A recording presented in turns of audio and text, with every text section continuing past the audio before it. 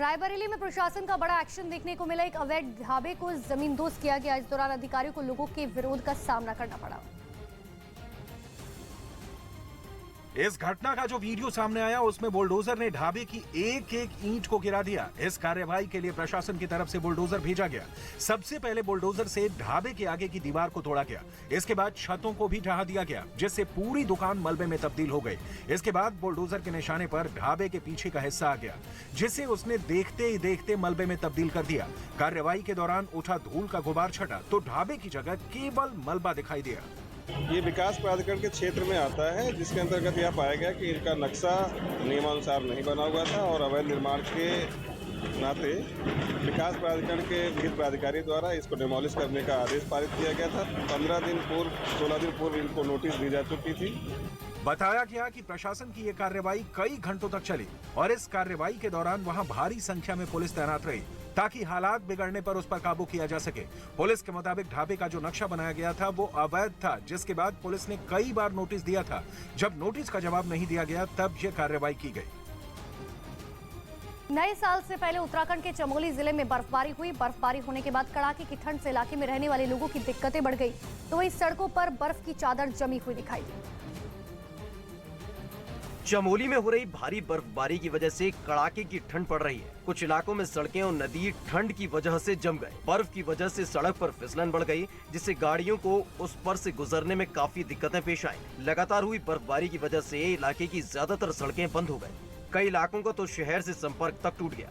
वहीं ठंड का प्रकोप ऐसा कि पानी से भरा रहने वाला झरना बर्फ से ढक गया और पूरे इलाके में सफेद चादर बिछ गई। हालांकि इसमें कुछ जगहों से पानी की धार भी निकलती थी। उत्तराखंड के पहाड़ी इलाकों में जहां बर्फबारी का दौर जारी है, वहीं निचले इलाकों में हो रही बारिश और तेज हवाओं ने ठंड में ठिठुरन पैदा कर दी है। लेकिन जो लोग वहां बर्फबारी देखने की उम्मीद में पहुंचे थे, उन्होंने मौसम के इस मिजाज का खूब आनंद लिया। उत्तर प्रदेश के मेरठ में एक इंजीनियर ने देश के जवानों के लिए इलेक्ट्रिक दस्ताना बनाया। दावा यह किया गया कि दस्ताना हाथों को ठंड से बचाने के लिए दुश्मनों को सबक भी सिखा सकता है। क्योंकि ये हाईटेक दस्ताना कई खूबियों से लैस है, दावा ये किया गया कि यह दस्ताना हाथापाई के दौरान दुश्मन को 4000 वोल्ट का झटका दे सकता है। साथ ही दावा ये भी है कि दस्ताना सैनिकों को कई किलोमीटर पहले ही दुश्मनों की खबर देने में सक्षम है और जवान इसकी मदद से कंट्रोल रूम को संकेत भेज सकते हैं। कि जो ग्लव्स है हमने इसी उद्देश्य से बनाया है कि जो हमारी सेना के जो जवान है उनकी जो पावर है वो बढ़ जाए। इस दस्ताने को मेरठ के MIET इंजीनियरिंग कॉलेज के अटल कम्युनिटी इनोवेशन सेंटर में तैयार किया गया।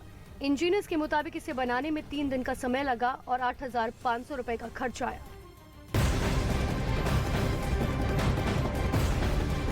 फिल्म अभिनेत्री रकुलप्रीत सिंह से आज ईडी पूछताछ करेगी। रकुलप्रीत सिंह से टॉलीवुड ड्रग मामले में हैदराबाद की ईडी दफ्तर में पूछताछ होगी। ईडी 4 साल पुराने ड्रग्स मामले की जांच कर रही है, जिसमें रकुलप्रीत से पूछताछ की जाएगी। इससे पहले भी रकुलप्रीत से 3 सितंबर 2021 को ईडी द्वारा पूछताछ की गई।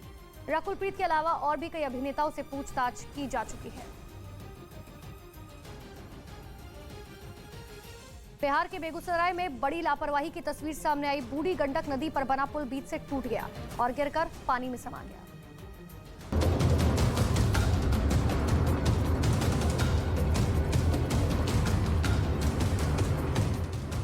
ये तस्वीर बेगूसराय के साहिबपुर कमाल में गंडक नदी पर बने पुल की है, जो बीच से ही टूटकर नदी में समा गया। बताया गया कि 9 सालों से इस पुल के निर्माण का काम चल रहा था, जिसका अभी उद्घाटन भी नहीं हुआ था। इस पुल को 13 करोड़ की लागत से बनाया जा रहा था। वहीं 2 दिन पहले इसके पिलर नंबर 2 और 3 के बीच दरार देखी गई थी और उसके 2 दिन बाद ये टूटकर नदी में समा गया। इस पुल के टूट जाने की वजह से जहां एक तरफ करोड़ों का नुकसान हुआ, तो वहीं दूसरी ओर वहां के लोगों को भी परेशानियों का सामना करना पड़ा। फिलहाल इस पुल के टूट जाने से आसपास के इलाके में हड़कंप मच गया और कई लोग टूटे हुए पुल को देखने के लिए जमा हो गए। वहीं लापरवाही की इस घटना के बाद लोगों में काफी नाराजगी है। उत्तराखंड के रामनगर से हैरान करने वाला मामला सामने आया। स्टूडेंट्स घने जंगलों के बीच से रोजाना स्कूल जाने को मजबूर है। इस दौरान उन्हें जंगली जानवरों के हमले का भी डर सताता रहता है। स्कूल से छुट्टी के बाद खुली गाड़ी से घर जाते बच्चों का यह वीडियो उत्तराखंड के रामनगर का है। ये बच्चे रोजाना इसी तरह से घर से स्कूल जाते हैं और फिर स्कूल से घर, क्योंकि ये सफर तय करने के लिए इन्हें घने जंगलों से गुजरना पड़ता है और करीब 4.5 किलोमीटर के इस जंगली रास्ते में जानवरों के हमले का डर भी बना रहता है। ये हाथी शेर के चक्कर में ही हो रहा है ऐसा कुछ। बहुत ये सर्दियों के टाइम पे तो कुछ ज्यादा ही डर रह जाता है। स्कूल से निकलते टाइम ही हम स्कूल से निकलते और घर आते टाइम तो यही डर रहता है कहीं रास्ते में कुछ दिख ना जाए। स्टूडेंट्स के इस डर को लेकर कॉलेज प्रबंधन ने कॉर्बेट के ढेला रेंजर से इसकी शिकायत की थी और स्टूडेंट्स की सुरक्षा की गुहार लगाई थी। हम चाहते हैं कि लगभग 100 बच्चा पटरानी से आता है। हमारा पार्क प्रशासन से एक ही निवेदन है कि 100 बच्चों के सुरक्षित वहां से घर से विद्यालय आने और विद्यालय से घर तक पहुंचने की एक सुरक्षित व्यवस्था समग्र में वो करे, ताकि बच्चों को जो भय पैदा हो गया है और पढ़ाई बाधित हो रही है वो ठीक हो सके।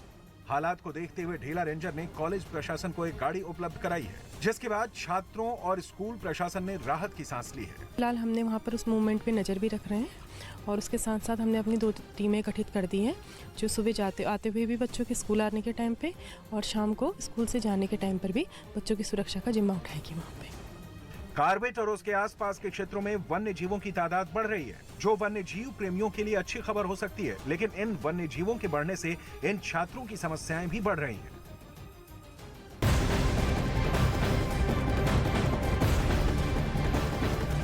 महाराष्ट्र सरकार की कैबिनेट बैठक में एक बड़ा फैसला लिया गया। मुख्यमंत्री एकनाथ शिंदे और उप मुख्यमंत्री देवेंद्र फडणवीस की मौजूदगी में कैबिनेट में लोकपाल की तर्ज पर लोकायुक्त की शुरुआत करने का फैसला लिया गया।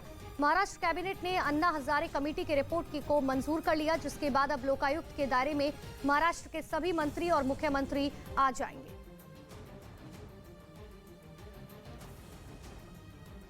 कन्नौज से दिल दहला देने वाला एक वीडियो सामने आया। वहां एक गली में एक नवजात बच्ची का शव पॉलिथीन में मिला, जिसकी जानकारी मिलते ही मौके पर पुलिस पहुंच गई और उस नवजात बच्ची के शव को बरामद कर लिया। आरोप है कि मां ने अपनी नवजात बच्ची को पॉलिथीन में बांधकर एक गली में फेंक दिया था, जिसका एक सीसीटीवी वीडियो सामने आया, जिसमें गली में मौजूद कुछ कुत्ते सड़क किनारे पड़े उस शव को ले जाते हुए दिखाई दिए। मैंने देखा था कि वो उसको बच्चा पड़ा हुआ था उसमें और उसको कुत्ते नोच रहे थे। पुलिस ने केस दर्ज कर लिया और आरोपियों का पता लगाने के लिए वहां मौजूद फुटेज को खंगालने में जुट गई।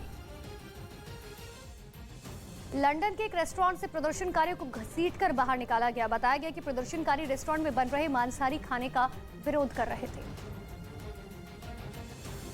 जिसके लिए वहां मौजूद हेस्टन ब्लूथ मेल रेस्टोरेंट पहुंच गए। इस घटना का जो वीडियो सामने है उसमें रेस्टोरेंट के कर्मचारी वहां बैठे प्रदर्शनकारियों को वहां से जाने के लिए कहते दिखाई दिए, लेकिन प्रदर्शनकारी नहीं माने और कुर्सियों पर बैठे रहे। जिसके बाद कर्मचारियों ने उन्हें उठाने की कोशिश की, लेकिन वो इसका विरोध करते हुए नजर आए।